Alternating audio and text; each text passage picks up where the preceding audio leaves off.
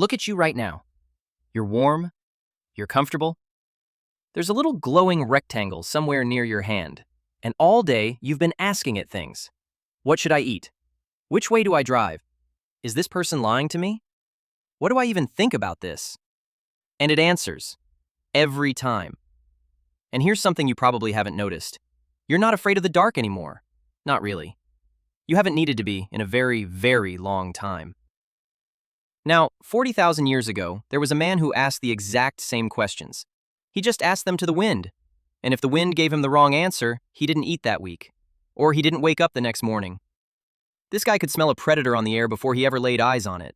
He could crouch over one snapped little twig and read it like you read a text.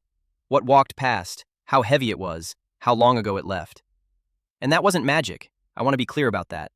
That was software. Real software. 1,000,000 years in the making, running quietly inside every human skull.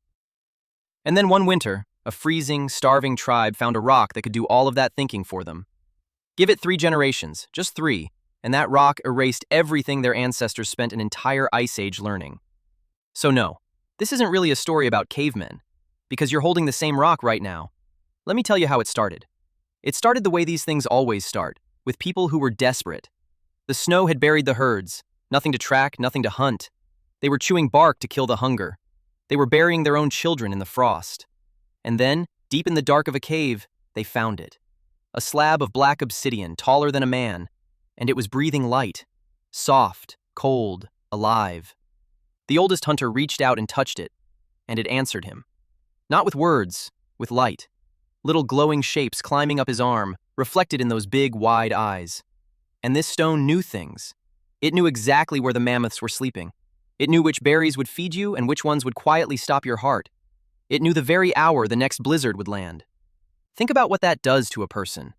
Hunting used to be this deadly, beautiful art. Now it was a checklist. Walk here, wait, throw, eat. And for the first time in the entire history of their bloodline, they were warm, they were full, they were comfortable. And comfort, it turns out, is the single most expensive thing a human being will ever buy. Here's the part nobody saw coming, because it was slow. It's always slow.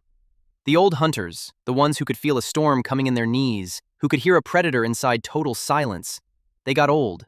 And one by one, they died. And when they went, something went with them. And nobody even noticed it was gone.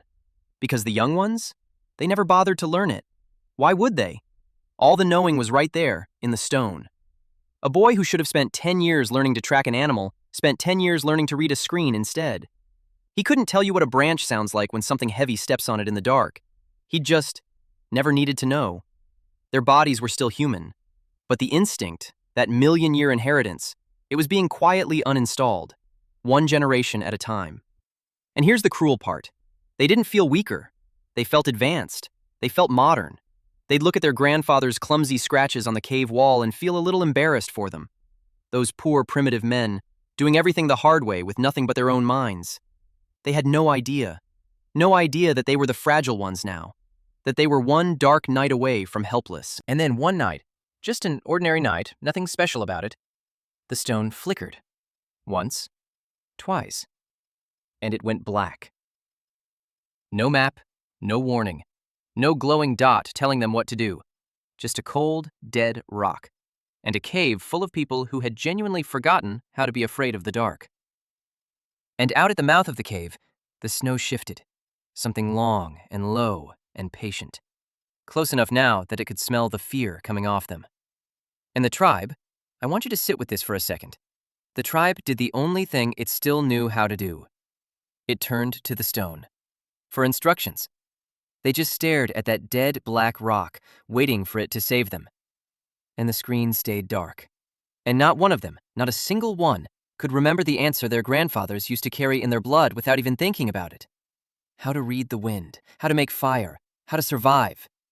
They had everything a human being needs to stay alive, everything, except the one thing they'd quietly handed away. Now, we love to tell ourselves that technology is just a tool, that it's only saving us time, that it's making us smarter. But those people in that cave understood something we've decided to forget. Every single time you hand your mind over to a machine, a little piece of you goes quiet. And that piece does not come back loud. And I'm not being poetic here. Be honest with yourself. Since the last ice age, the human brain has actually, physically, shrunk by about the size of a tennis ball. We didn't get smarter.